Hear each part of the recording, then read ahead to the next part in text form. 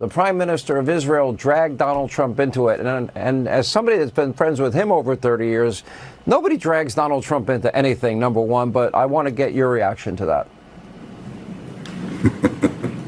The prime minister of Israel dragged Donald Trump into it. And as somebody that's been friends with him over 30 years, nobody drags Donald Trump into anything, number one, but I want to get your reaction to that.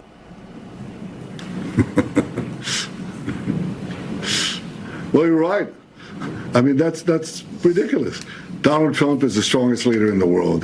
There are people that say, well, the prime minister of Israel dragged Donald Trump into it. And as somebody that's been friends with him over 30 years, nobody drags Donald Trump into anything, number one, but I want to get your reaction to that.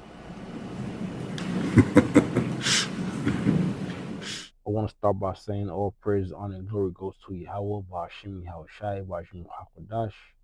Double honor to the apostles, bishops, and elders of Great Millstone. Salutations to the Akim pushing this word in all sincerity and honesty, and the hopeful elect constantly enduring Shalom. My name is Cora Olive from the GMS New York camp, and Lord willing, this is an edifying lesson. You saw Netanyahu laughed when he asked if he pulled Trump into the war, okay, which is true. He did pull Trump into the war, okay. But let me get this precept and get into some things, more precepts and some things. Okay, this is Jeremiah 50:45. It says, therefore, hear ye the counsel of the Lord Yahweh that he has taken against Babylon. Babylon is spiritual America, or the version daughter Babylon America. Okay, or mystery Babylon. It says, and his purpose that he has proposed against the land of the Chaldeans, which the Chaldeans were known for their witchcraft, okay, which America is built on witchcraft. It says, surely the least of the flock shall draw them out. Surely he shall make their habitations desolate with them. Okay, the least of the flock shall draw them out. You know, going into Israel, Israelis, okay, according biblically, they're known as the Amalekites. Look up the Amalekites, man. All right, the Amalekites were always adversaries towards the Israelites, which the Israelites, or you so-called Negroes, Latinos, Native Americans. When you go into your biblical history, the Amalekites, which they came from the line of Edom, Esau, Edom. Okay, they always hated Israel. All right. Surely the least of the flock shall draw them out. Surely he shall make their habitation desolate with them. Okay. So these Amalekites, man, they're the least of the flock. Just look at the wickedness that they take part in our land, in our homeland Israel. Or okay, look at the madness that they do. You know, it's really, you really can't even fathom. Okay, but here it is. They claim to be the Lord's chosen people.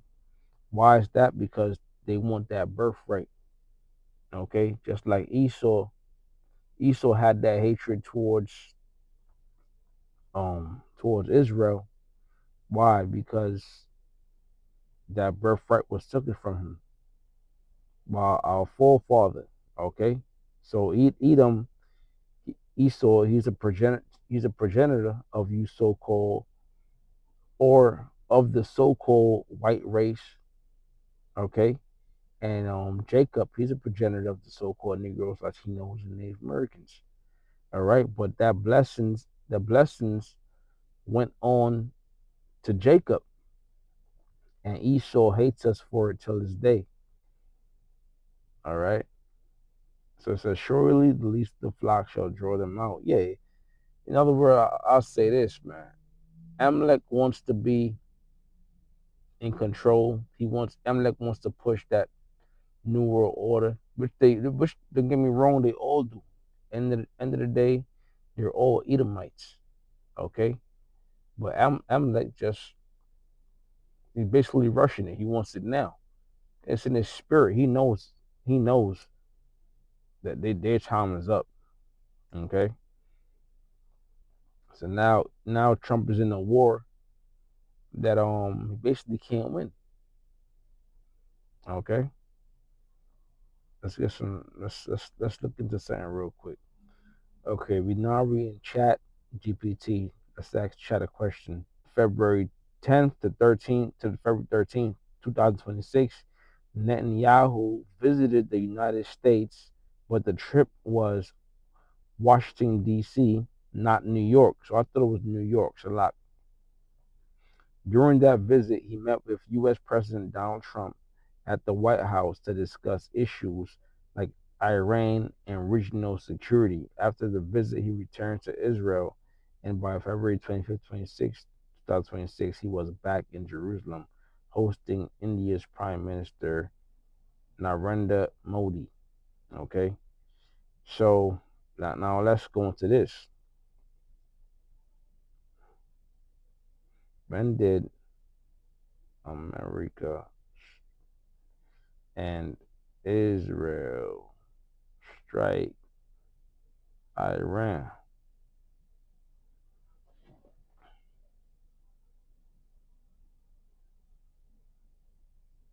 The United States and Israel launched major strikes on Iran on February 28, 2026. Key details: date February 28th, operation name Operation Lion's Roar. Who carried it out? United States military forces, Israel military forces. Targets: Iran military facilities, missile sites, air defense, and command centers in cities including Tehran. However, started the operation began around 1:15 a.m. Eastern Time with the U.S. cruise missiles and Israel's fighter jets strike hitting many targets across Iran. Hundreds of Israel aircraft reportedly struck hundreds of military sites in the opening wave.